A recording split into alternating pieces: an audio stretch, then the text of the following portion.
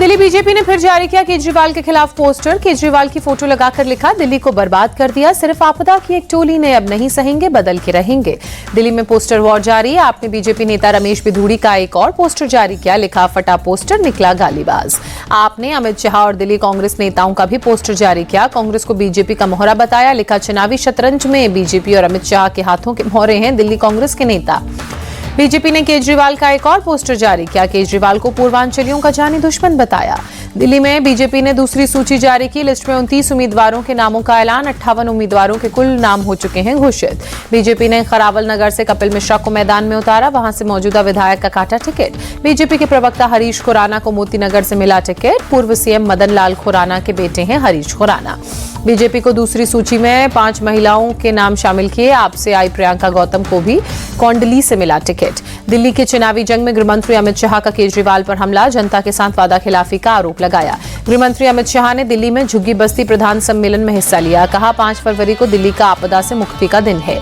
दिल्ली की जनता से अमित शाह ने अपील की, 5 फरवरी को आप सरकार को उखाड़ फेंके, केजरीवाल झूठे दगाबाज निष्ठुर भी हैं। केजरीवाल को गृहमंत्री अमित शाह ने जवाब दिया, कहा वो हमारे सीएम फेस की चिंता ना करें, समय पर बीजेपी सीएम फेस का ऐलान करेगी।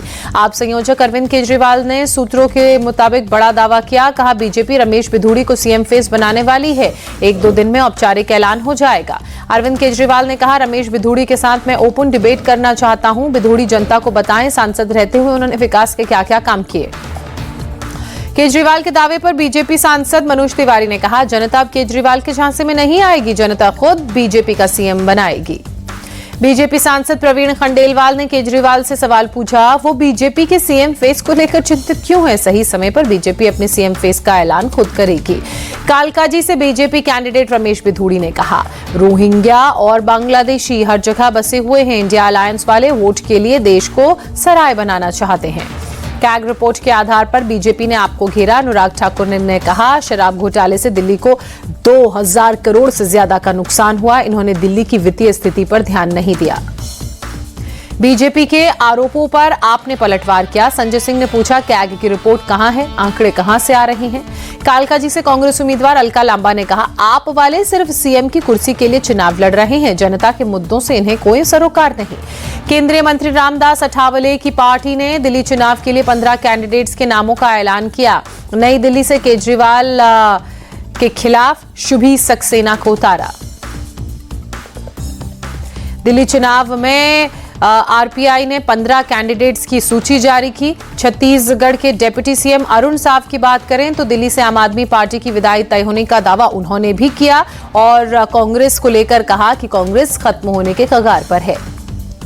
एआईएमआईएम नेता इम्तियाज जलील ने ओखला से पार्टी उम्मीदवार शफाउर रहमान खान की उम्मीदवारी को सही बताया, कहा संसद में प्रज्ञा सिंह ठाकुर भी बैठती थी। रविंद्र चौहान बने महाराष्ट्र बीजेपी के कार्यकारी अध्यक्ष, डोंबिवली क्षेत्र से विधायक हैं रविंद्र चौहान। बिहार में बीपीएससी छात्रों के समर्थन में प्रशांत किशोर का आमरण अनशन जारी, तबियत में सुधार के बाद शनिवार को अस्पताल से दी गई छुट्टी, आज सत्याग्रह के अगले चरण की घोषणा करेंगे। बीपीएससी छात्रों की मांगों को लेकर जनसुराज का प्रतिनिधिमंडल बिहार के राज्यपाल से मिला, राज्यपाल ने प्रशांत किशोर से आमरण अनशन तोड़ने की अपील की।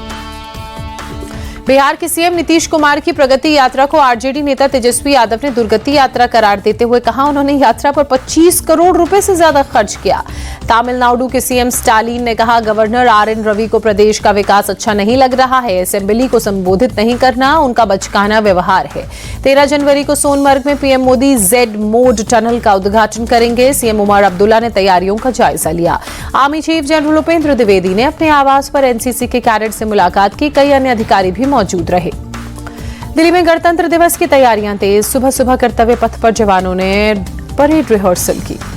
गणतंत्र दिवस समारोह के मुख्य अतिथि इंडोनेशिया के राष्ट्रपति होंगे। 26 जनवरी को देश भर में मनाया जाएगा 76वां गणतंत्र दिवस। असम के दीमा हसाओ में खदान में फंसे लोगों को बचाने के लिए रेस्क्यू ऑपरेशन जारी, भारतीय सेना और एनडीआरएफ ने 4 शवों को बरामद किया। दिल्ली एनसीआर के कई इलाकों में बीती शाम बारिश, तापमान में गिरावट से ठंड बढ़ी। दिल्ली के कई हिस्सों में तापमान में गिरावट से ठंड, एम्स इलाके में घना कोहरा। दिल्ली के इंडिया गेट इलाके में घना कोहरा, तापमान में गिरावट के साथ शीतलहर का कहर। दिल्ली के अक्षरधाम इलाके में जबरदस्त ठंड के साथ कोहरा, सुबह सुबह घने कोहरे में छिपा अक्षरधाम मंदिर। शीतलहर के चलते नई दिल्ली रेलवे स्टेशन पर कई ट्रेनें रद्द, कई ट्रेनों के परिचालन में देरी। भारतीय रेलवे के अनुसार दिल्ली आने वाली 25 ट्रेनों में देरी, उत्तर भारत में कोहरे के चलते देरी। दिल्ली में ठंड से बचने के लिए जरूरतमंद लोग ले रहे हैं रैन बसेरे का सहारा, प्रशासन ने सभी जरूरी इंतजाम किए। दिल्ली के आईजीआई एयरपोर्ट के आसपास धुंध की चादर, कोहरे के चलते एयरपोर्ट पर कई उड़ानें देरी से उड़ी। आईएमडी ने रन फॉर मौसम के नाम से जागरूकता दौड़ का आयोजन किया। दिल्ली के जवाहरलाल नेहरू स्टेडियम में आयोजन। यूपी के वाराणसी में शीतलहर का कहर, तापमान में गिरावट के साथ शहर के कई हिस्सों में धुंध। यूपी के मुरादाबाद में शीतलहर का कहर, शहर के कई हिस्सों में घना कोहरा। यूपी के आगरा में कोहरे में लिपटा ताजमहल, शहर के कई हिस्सों में कोहरे के चलते विजिबिलिटी लो। चंडीगढ़ के कुछ हिस्सों में बारिश, तापमान में गिरावट से ठंड बढ़ी। सुबह सुबह राजस्थान से के जयपुर में कोहरा छाया, कोहरे के कारण विजिबिलिटी कम हुई। राजस्थान के जोधपुर में घना कोहरा, विजिबिलिटी लो, धीमी हुई गाड़ियों की रफ्तार। महाराष्ट्र के मुंबई में कोहरे की मोटी परत छाई, मरीन ड्राइव इलाके में धुंध के चलते विजिबिलिटी लो। शोपियां में पहला विंटर कार्निवल आयोजित हुआ, हजारों की संख्या में पर्यटकों ने आनंद लिया।